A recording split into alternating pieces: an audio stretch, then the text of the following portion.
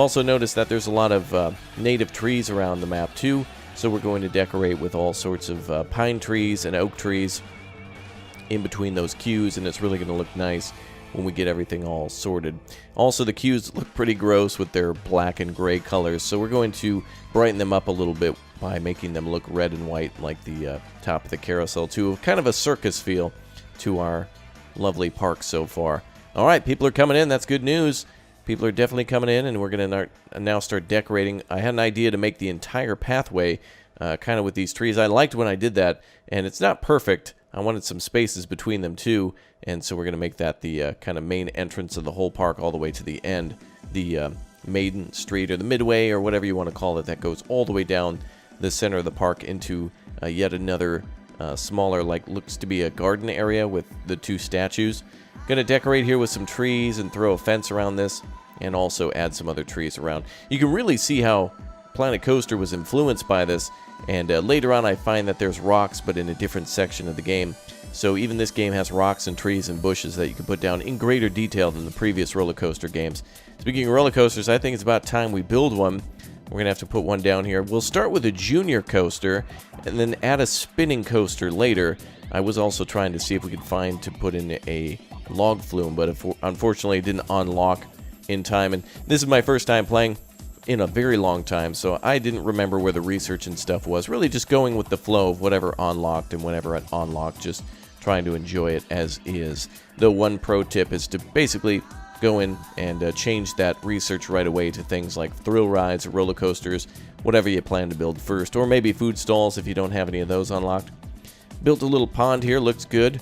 The water in this game is kind of neat, so we're going to build a little island out in the center.